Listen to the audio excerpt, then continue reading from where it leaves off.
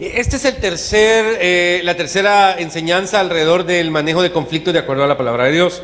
Hoy quiero que nos enfoquemos en el Nuevo Testamento.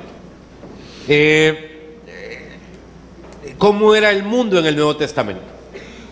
El Imperio Romano estaba en su apogeo y había un respeto de todas las regiones controladas por el imperio hacia el imperio.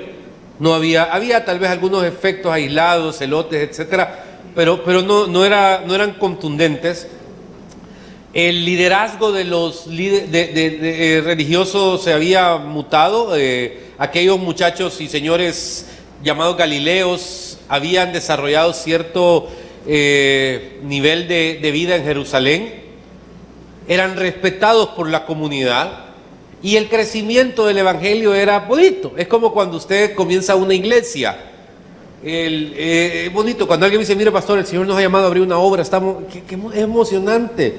Si son 7 y de repente son 10 y de repente son 15, es espectacular, es hermoso, es estar pendiente y es algo maravilloso. Sin embargo, en esa etapa la iglesia de Jerusalén comienza a enfrentar 2 o 3 crisis. La primera es que se diversifica el asistente a la iglesia. No se llaman iglesias todavía. Sí, a las reuniones se diversifica. Cuando usted menos siente, ya tiene gente que no es de origen judío, sino que es gente de origen griego y de distinto índole. Y esto va generando todo lo que vamos a ver en el curso de esta enseñanza. Punto 2. Guarde eso ahorita ahí. Existen diferentes tipos de conflictos. Hay un conflicto que creo de que es el cuando uno entra en el manejo de los conflictos, debe de ser un poco egoísta consigo mismo. Quiero que vaya a 1 Corintios 6, 1 al 6. Le voy a citar un ejemplo de lo que me refiero, ya para ir entrando en el tema. 1 Corintios 6, del 1 al 6. Si lo ponemos en las pantallas, por favor. Dice: ¿osa alguno de vosotros, cuando tiene algo contra otro, ir a juicio delante de los injustos y no delante de los santos? Siguiente. ¿O no sabéis que los santos han de juzgar al mundo? Y si el mundo ha de ser juzgado por vosotros, sois indignos de juzgar cosas muy pequeñas. ¿O no sabéis que hemos de juzgar a los ángeles cuanto más las cosas de esta vida? Vamos rapidito, por favor. Si pues tenéis juicio sobre cosas de esta vida, ponéis para juzgar a los que son de menor estima en la iglesia. Para avergonzaros lo digo, pues que no hay entre vosotros sabio ni aun uno que pueda juzgar entre sus hermanos. Y el último, sino que el hermano con el hermano pleitea en juicio, y esto ante los incrédulos. Y ponga el 7 si quiere, solo para cerrar con broche de oro. Así que, por cierto, es ya una falta de vosotros que tengáis pleitos entre vosotros mismos. ¿Por qué no sufrís más bien el agravio? Porque dice, ¿por qué no sufrís más bien el qué?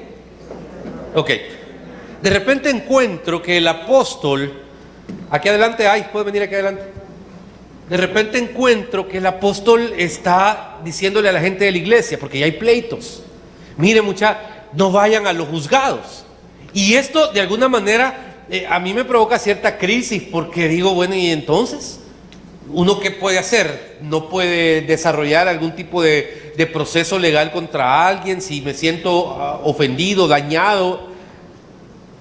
Pero de repente hay otro texto, y está en 1 Corintios también, en Hechos 22, si usted va conmigo, Hechos 22, del 22 al 28, que de repente el apóstol está atravesando otra crisis, y esta es personal.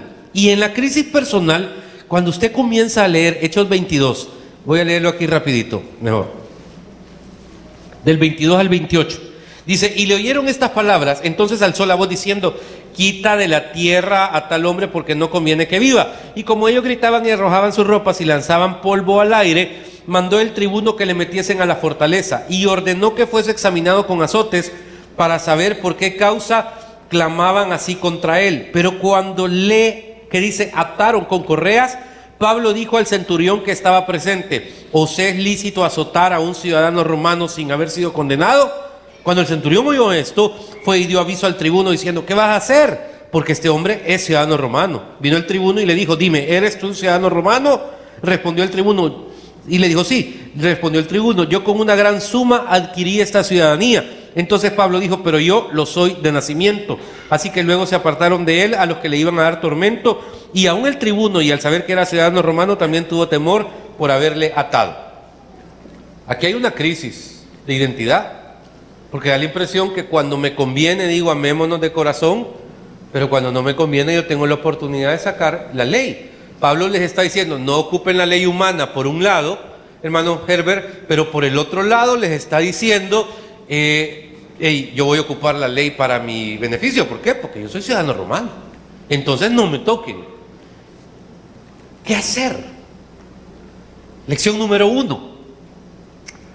Usted tiene que aprender a discernir que no puede ocupar las herramientas para todos los casos de manera similar. Quiero contarle un ejemplo. Una hermana hace algún tiempo me dice: pastor, mire, fíjese que yo soy ingeniero, arquitecto y tengo una crisis con un cliente. Ellos no me quieren pagar y resulta de que en ese proceso han sido bien ingratos.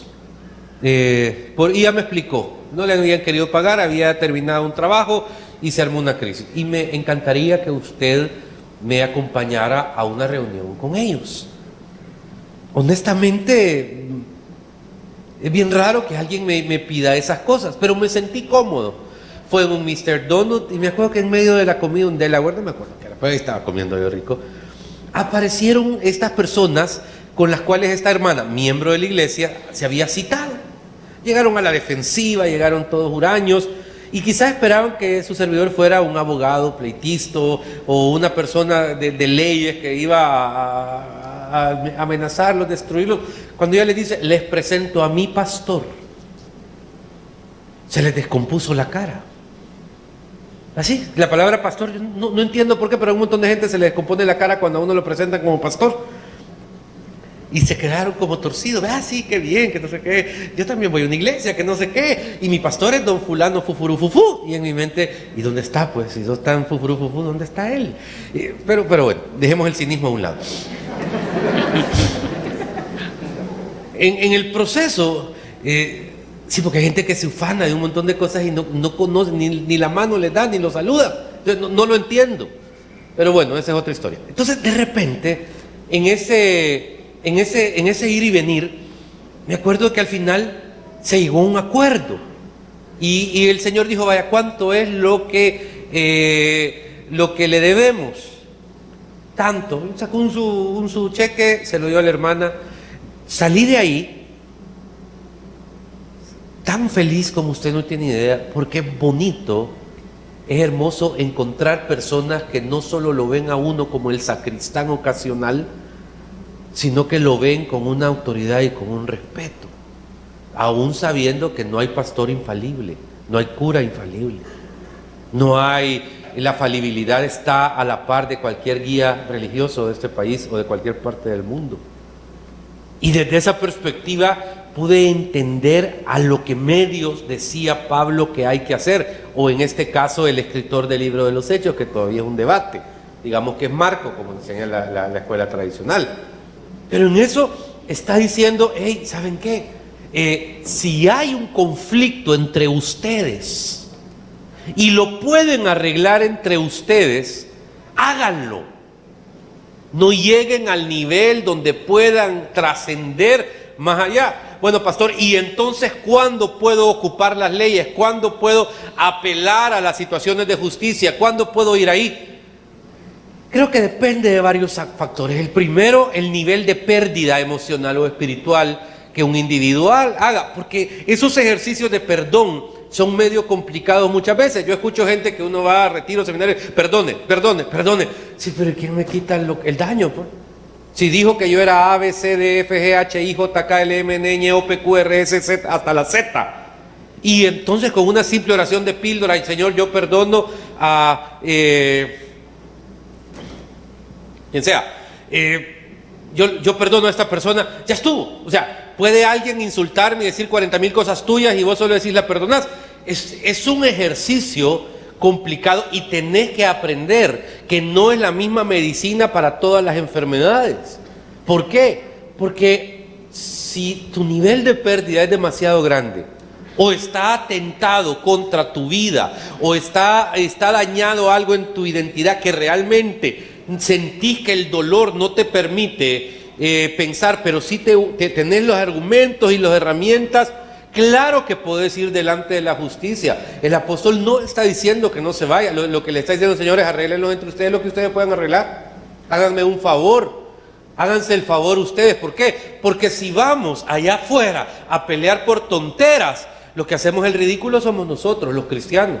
Porque si vamos allá afuera y no hemos podido manejar una relación, entonces el daño lo estamos causando al evangelio. ¿Por qué? Porque la gente se da cuenta que ni somos sal ni somos luz, somos chambrosos, somos mentirosos, somos idólatras, somos adúlteros, somos fornicarios, somos oportunistas, somos vivianes, somos lo que usted quiera, criticones, juzgones, todas las cosas. ¿Y entonces cuál es la diferencia, pues? ¿Y entonces cuál es la diferencia entre los que están aquí adentro y los que están allá afuera? Ninguna. Me puede decir alguien, quizás es más consecuente el que está allá afuera. ¿Por qué? Porque no le pone esto a su vida. Tampoco. Porque quieras o no, la identidad del cristianismo la tenemos nosotros, con todos nuestros altos y nuestros bajos. La tenemos y no nos la va a quitar nadie. Entonces el debate de Pablo que nos quiere hacer llegar es, en primer lugar, a separar todos los tipos de conflictos. Número uno, ese conflicto que quizás es el 90% de lo que parece problemas en la vida. Problemas que no son problemas, pero como dependemos mucho del alma y del estado anímico y de que hay veces nos sentimos bien o nos sentimos mal, les damos eso. Hermano, descarte el 90% de rollos alrededor de su vida. Es irrelevante. ¿Por qué? Porque nunca van a cobrar una fuerza que lo puede destruir. Cuando alguien me dice, mire pastor, estoy indignado, ¿por qué? Porque viera a la fulanita cómo se fue conmigo en redes. Mi pregunta es bien simple, ¿te da de comer? No. Ok. ¿Trabajás para ella? No. Ok. ¿Tenés alguna intención de vida con ella? No. ¿Y entonces? Déjala. Toda la vida va a haber alguien que hable mal de usted, hombre. Y si usted cada vez anda saltando porque alguien habla mal de usted, entonces está en crisis.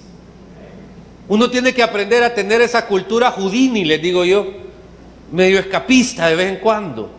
No confrontativo. Mira, yo te quiero confrontar, Ileana, porque yo sé que vos has hablado mal de mí. Y como has hablado mal de mí, traigo este testigo. Mira, para decirte que yo te vi y me contaron que en el Starbucks de tal lugar a tal hora vos estuviste diciendo esto de este pastor. Y al final, ¿qué gano? Te estoy confrontando, porque la palabra de Dios dice que te tengo que confrontar. Y al final puede que me diga, sí, perdone, Juan Carlos, ya sabe, le pido perdón, lo que fuera, pero queda dañada. Pero luego al día siguiente no es la hermana. Al día siguiente es la hermana Campanita, la que me contaron que estaba hablando mal, hizo un comentario. Entonces, ¿qué hago? La hermana Campanita está aquí. Hermana Campanita, en el nombre de Jesús la vengo a exhortar. Y quiero decirle que aquí tengo de testiga a la hermana Erika. Y la hermana Erika está en tal cosa. Y comienzo. Y vivo en esa cultura de vivir sintiendo que nadie me puede tocar. Y que voy a demandar al que hable de uno. Y cuando menos siento, hermano, he perdido total credibilidad. Me vuelvo a alguien. ¿Cómo se llaman los que andan viendo todas las conspiraciones? ¿Cómo se llaman los que ven todas las conspiraciones de YouTube? Igual que yo, que me dan a las 2 de la mañana viendo todas las cosas. ¿Ah? No, yo no soy hacker, o sea, que vivo pendiente de quién mató a quién. No, porque stalker es cuando estoy, o sea, yo vivo viendo todas las conspiraciones y pienso que ese fenómeno, enfermo mental, llámeme. Entonces, sí, o sea, no duermo en paz. Entonces, todo eso hace que le dedique demasiada energía a un montón de problemas que no valen la pena. Perdón la palabra. Si en otros países la ven en redes, esta prédica ofende, pero aquí no. Tonteras. Entonces, el 90% del debate, de los conflictos del individuo, son tonteras. Aprenda a sobrellevarlos, no debe enfrentarlos, no debe de conflictuarse por ellos, no debe conflictuar a otros. Llega su mujer, sus hijos, su marido, quien sea a la casa, y es un hervidero. ¿Por qué? Porque usted está mal porque se peleó con la señora con la que trabaja. Pero la señora a la que trabaja le es totalmente irrelevante a su hija. La señora con la que trabaja le es totalmente irrelevante a su marido, a su mujer. ¿Qué? ¿Le quita el sueño? ¿Qué? Entonces, separe. Ya vamos a ver cómo. Número 1. Número 2. Claro que hay conflictos un poquito más serios. Requieren que aprenda a tomar acción. En el mismo libro de los Hechos, capítulo 6, creo que es, hay una porción donde se da el primer conflicto en una iglesia. Aclaro, lo digo varias veces. La iglesia es el microclima de una sociedad. Usted quiere medir la economía de una sociedad, venga a medirle a una iglesia. Quiere ver resultados electorales en una encuesta, venga a hacer la encuesta a una iglesia. Quiere ver cómo está el estado de las familias en una sociedad, venga a hacerlo a una iglesia. Aquí pasa, en una perspectiva de microclima, todo lo que pasa allá afuera. Así es un fenómeno por algún motivo. Y en la iglesia es donde podemos vertir todas las cosas. La iglesia del Señor Jesucristo comenzó con un buen grupo que se estaba reuniendo. En aquellos días, dice, como crecía el número de los discípulos, lo quiero leer bien, hubo murmuración de los griegos contra los hebreos de que las viudas de aquellos eran desatendidas en la distribución diaria. Entonces los 12 convocaron a la multitud de los discípulos y dijeron: no es justo que nosotros dejemos la palabra de Dios para servir a las mesas. Buscad pues, hermanos, de entre vosotros a 7 varones de buen testimonio, llenos del Espíritu Santo, de sabiduría, quienes encarguemos de este trabajo. Y nosotros persistiremos en la oración y en el ministerio de la palabra. Agradó la propuesta a toda la multitud y eligieron a Esteban, varón lleno de fe y del Espíritu Santo, a Felipe, a Prócoro, a Nicanor, a Timón, mire, el del Rey León, a Pármenas, a Nicolás, a prosélito de Antioquía. Ok, fíjese qué interesante. Obviamente en la iglesia se da un problema. ¿Cuál es? Que de repente hay gente, Irene, que se está quejando porque no se siente atendida. Normalmente la gente se queja donde sabe que puede transmitir esa queja y no hay mayor repercusión. Si usted se queja, por ejemplo, en un trabajo, lo despiden. ¿Qué es ese del propietario, el gerente en un trabajo? ¿Qué es lo primero que hace? Claro, sin tanta complicación. Pero digamos, una iglesia es un lugar donde puede haber quejas. Si da la autoridad, tiene que haber quejas. Y le dije, ninguno es infalible. Puede haber al ministerio, ay, qué feo canta la hermana, no es que cantiste bello. O sea, un ejemplo, porque qué feo predica el pastor, cualquier cosa, ¿me entiendes? Puede establecerse. Entonces, es claro, es un lugar donde puedo vertir mis emociones. No me va a pasar nada si vierto mis emociones. No me va a pasar nada, ¿por qué? Porque el entorno de iglesia me permite decir lo que no me gusta. Porque voy a mi casa no lo puedo decir, porque voy a mi trabajo no lo puedo decir, o no por los canales correctos, pero aquí sí. Entonces hay una queja de que hay un grupo de mujeres que se sienten incómodas. ¿Por qué? Porque no se sienten parte de, y otras les comienzan a ¿cómo se llama?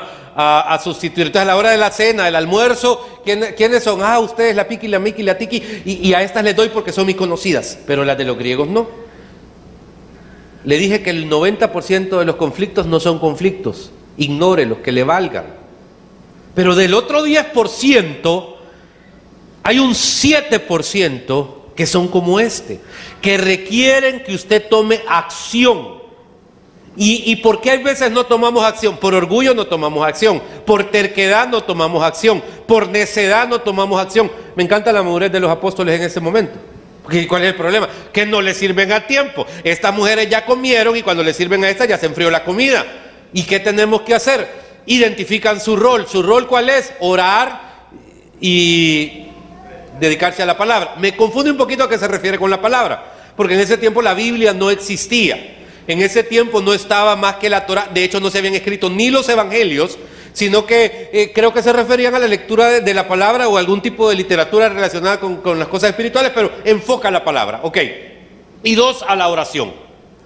No vamos a perder nuestro rol, no vamos a reprimir también el crecimiento de la iglesia. ¡Qué bendición! Pastor, hay gran crisis porque la gente no cabe en el parqueo. ¡Qué alegre! ¡Qué bueno! ¡Qué bendición! El crecimiento, el sostenimiento de algo es maravilloso. Más en este país donde parece que, hermano, las cosas no están en el mejor momento. Pero vamos adelante, por supuesto. Hermano, ese 7%, hay que saberle dedicar atención. ¿Y sabe qué requiere? Que usted tome acción. No evada la responsabilidad de tomar acción. Porque muchas veces estamos en ciertos conflictos. ¿Por qué? Porque no hemos hablado. Porque no nos hemos pedido perdón. Hay parejas que pasan peleadas un año y viven en la misma casa y comen en la misma mesa. Y no han hablado. No han podido decir esto no me gusta. Claro, no viva diciéndolo, va a caer mal. Quien mucho repite algo termina cayendo mal.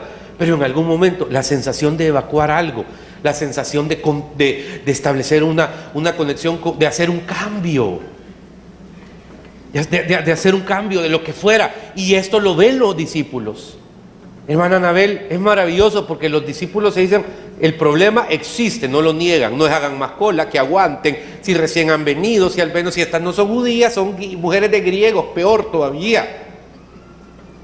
Ven el problema y entonces dicen, ok, crecimos, entonces tenemos que multiplicarnos. Y al multiplicarnos tenemos que hacer lo que corresponde. Y buscan a estos 7 seres humanos que se dediquen a atenderlos. No viva con conflictos por no tomar acción. Es necesario. Y hay un tercer tipo de conflicto que quizá ya es un poquito más inquieto, porque no todo es de pisa al no en la vida. Hay veces se requiere ser determinante para solucionar un conflicto. Vaya conmigo por favor al libro, déjeme que lo haya, de Hechos capítulo 15. Hay medio un conflicto aquí, otro. Porque el concilio de Jerusalén está establecido. Y hay un fenómeno. El evangelio no es solo atractivo para los judíos, sino que hay un montón de outsiders del judaísmo que le sienten gusto a las cosas de Jesús.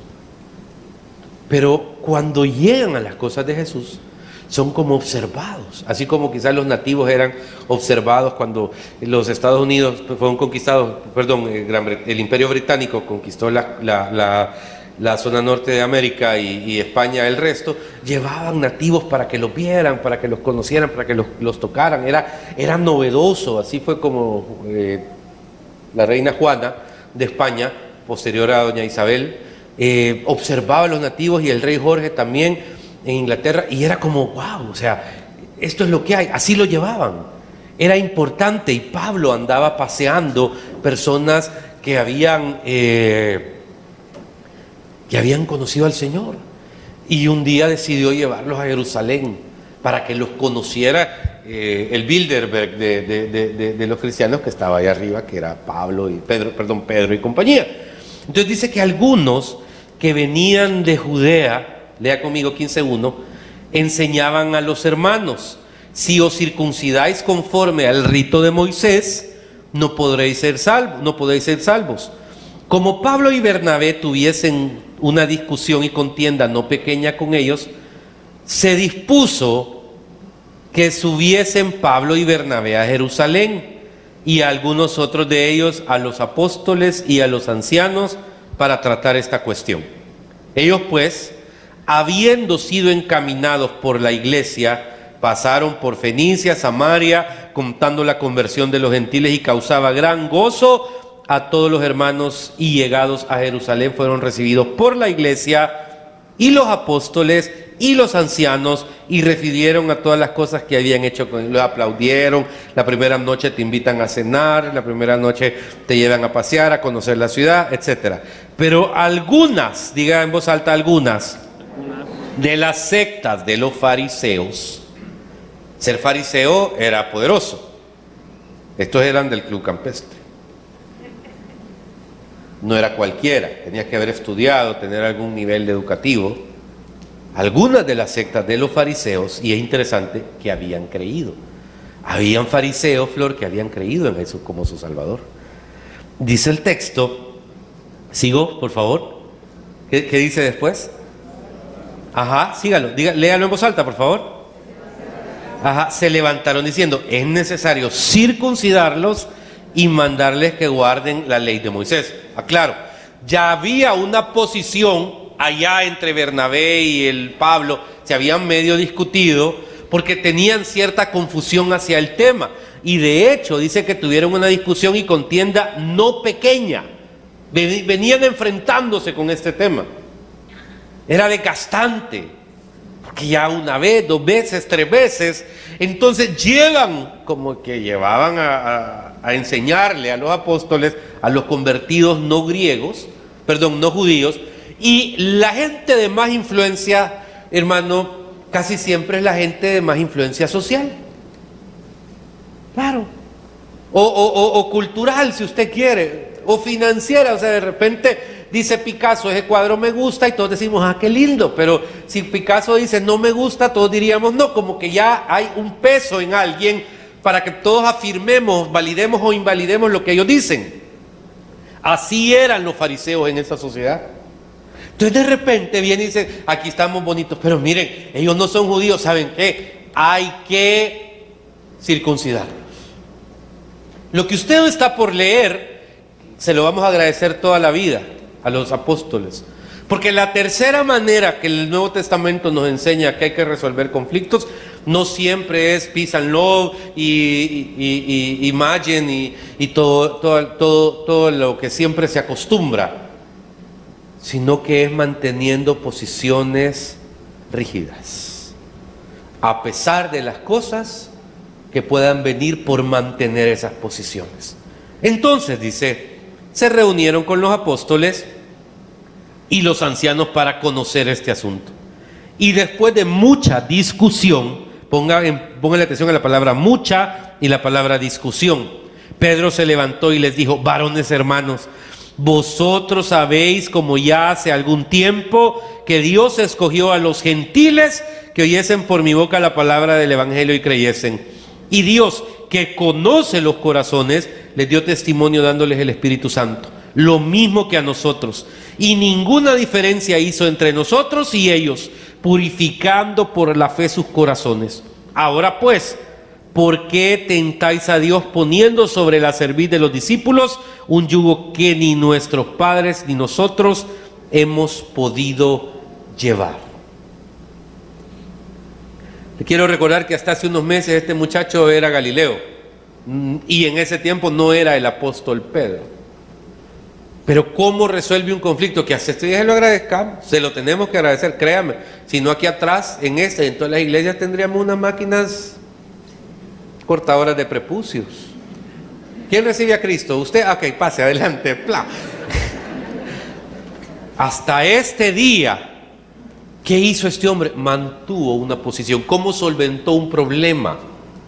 Manteniéndose en esto. Ahora, me inquieta que confunda este punto usted o yo con terquedad, negligencia, o con que piense que no, pero hay que tomar posición. A mí me duele, por ejemplo, ver adolescentes manipulando papás. Me duele que con un berrinche o con un pleito, pues me voy a ir del... O sea, Dios mío. Padres, mantengan sus posiciones lineales. Cuando estén viejos sus hijos se lo van a agradecer. Es que a los 13 años ya quieren andar en la calle porque la Piqui, la Mili y la Nini todas salen de noche. ¿Qué me importa que todas salgan? Es su hija, es su hijo el que usted tiene que aprender a cuidar. Llegará una edad donde él lo va a andar trayendo a usted le va a tener que pedir permiso a ella o a él para salir. Pero ¿en qué elevo en mi vida mantener posiciones? Eso es importante. No lo haga ni en ridiculeces ni en tonterías, pero aprenda a mantener posiciones, por favor. Eso es fuerte. Y eso hizo el apóstol Pedro. Le dijo, miren muchachos, perdonen señores del grupo Bilderberg de los fariseos, perdonen los confundidos del otro lado, perdonen, porque les vamos a poner una carga que ni nosotros hemos cumplido. Si nosotros en medio Shabbat tenemos hambre, nos vamos de escondidas a la refri a agarrar un pan con jalea. Porque sí, porque me dio hambre. Y así hacen un montón. Entonces, si ni nosotros podemos tener el sostén de estas reglas, ¿por qué vamos a andarle obligando a otros que las tengan? Y se lo remata, porque no puede ser solo que alguien que, como decía mi abuelita, es pico de oro o tiene la palabra bonita o el argumento correcto. Se lo remata con la palabra de Dios, porque cuando usted mantiene posiciones lineales, deben de ser sustentadas en la palabra de Dios. Ve el versículo 11. Esto es para los que vienen perdiendo la salvación a cada rato. Antes creemos por la gracia del Señor, que dice, Antes creemos que por la gracia del Señor Jesús, que dice, de igual modo que ellos. ¿Capish? Es una manera interesante, porque uno no puede vivir metiendo la cabeza o hacer de su vida cristiana una vida de negación en el mal sentido de la palabra. ¿Qué es negación en el mal sentido de la palabra? Hermano, hay batallas que Dios te enseña que tenés que pelear. Y hay batallas que tenés que dejarlas, porque no son tuyas. Pero, ¿dónde se da la revelación sobre este tema? En el discernimiento del Espíritu Santo. ¿Y dónde se obtiene el discernimiento del Espíritu Santo? Hermana, se obtiene en la búsqueda de Dios, en la presencia de Dios, congregándose, buscando a Dios. Y aquí no se trata, yo no tengo ganas de ir a la iglesia, hoy sí tengo, con ganas o sin ganas. Leyendo la Biblia. ¿Usted cree que yo tengo ganas de leer la Biblia todo el tiempo? No. Ay, qué maravilloso, me desperté a las 4 de la mañana para leer la Biblia. No. Sería un hipócrita de primera línea y le digo eso. Paso periodos donde yo me esfuerzo, no tengo ganas. Y es eso, que está en pecado, pastor, está en movida, que está... No. Simplemente, pero he encontrado que a través de la disciplina en la palabra de Dios, y cuando menos siento la abro y comienzo... Qué poderoso lo que el Señor está hablando. Y es como que ¡plac!, otra vez te prende, te agarra. El Nuevo Testamento fue de conflictos de principio a fin. Bueno, faltan los conflictos escatológicos, pues, porque todo lo que vamos a ver en los próximos años es impresionante. Me pregunto muchas cosas, no tengo las respuestas, pero tal vez aquí viene un consejo de este humilde servidor a usted: viva un día a la vez. Hay conflictos a corto plazo, a mediano plazo, a largo plazo, y otros que van a estar siempre. Y por favor, trate de mantener un equilibrio. Y ¿sabe qué? En la medida que usted busque del Espíritu Santo, en serio, en esa medida, hermano, usted va a tener paz para saber cuál es ese 90% que no vale la pena prestarle atención, cuál es ese 7% que es necesario tomar acciones, hablar, pagar, arreglar, acordar, y cuál es ese 3% donde usted tiene que tomar posición, porque al final se trata de amanecer en paz y dormirse en paz. La Biblia dice que usted y yo somos sal y somos luz. Allá afuera están esperando que al salir a esta hora nosotros vayamos donde vayamos, seamos esa sal y esa luz, y podamos darle a este paisito hermoso algo más allá que de nuestro intelecto, algo más allá de nuestra capacidad analítica, algo más allá de nuestra manera de entender los tiempos. Le demos el amor de Cristo. Y el amor de Cristo, hermano, es algo que creo que a muchos nos falta. Me decía alguien un día que estaba en una venta de carros, no me acuerdo ni quién, pero que entró un pastor y comenzó a insultar al vendedor, no sé por qué cosa, por el carro, y a mí me vale, y bla, bla, bla. Y en mi mente quizá tenía razón, pero ¿qué cree que tuvo esta persona ejecutiva de ventas de imagen de este pastor y de todos los pastores? Y de los cristianos quizá. Y hay gente que anda buscando excusas para no congregarse, hombre. Hay gente que está así, mire. Y quizá habrá algunos aquí. Estamos así, mire, buscando excusas, andamos buscando lobito para que nos muerda, ¿verdad? Como la Caperucita, lobito, lobito. Estamos así, mire, a la orilla, buscando excusas, a ver quién es el mal cristiano, el mal pastor, el error. ¿Para qué? Para caer y decir, aquí estamos bien, si aquí hay arriba. No, cuidado, hombre, no sea cuña, no empuje, oye. Y sea sabio, porque al final el Señor se quiere glorificar en usted, lo quiere usar, lo quiere bendecir, y que pues el Espíritu Santo, si tiene algo más, se lo diga ya en su día a día. Vamos a orar. Gracias, Dios. Gracias, Dios. Espíritu Santo, dígale gracias. Ayúdame a entender dónde discernir, qué problemas debo yo arreglar, qué problemas debo ignorar, qué conflictos debo Frecuentemente me hacen esta pregunta: ¿qué debo hacer para crecer espiritualmente? Lo primero, recibir a Cristo como tu Salvador personal, pues permitiéndole a Él entrar en tu vida, puedes llenar esa parte espiritual que absolutamente nada más puede llenar, solo Él. Recibir a Cristo es hacer una oración diciéndole al Señor: Señor Jesús, te entrego mi corazón y mi vida. Te pido vivir una vida conforme a tus planes y tus propósitos. Perdona mis pecados. Reconozco la cruz como el lugar donde alcanzo perdón de pecados, salvación y vida eterna. Entra en mi corazón. Para crecer espiritualmente, debes hacer básicamente 3 cosas. Leer tu palabra. La palabra de Dios te hablará día a día. La Biblia alrededor de cualquier elemento que estés atravesando. En segundo lugar, que puedas orar, platicar con el Señor de todo lo que te pasa y también congregar, reunirte con otras personas como tú a escuchar la palabra de Dios y a aprender de Él. En Iglesia Quemuel te esperamos en el Hotel Hilton Princess de la Zona Rosa de San Salvador. Ven y acompáñanos todos los domingos y permite que podamos abrazarte y estrechar tu mano. Dios te bendiga.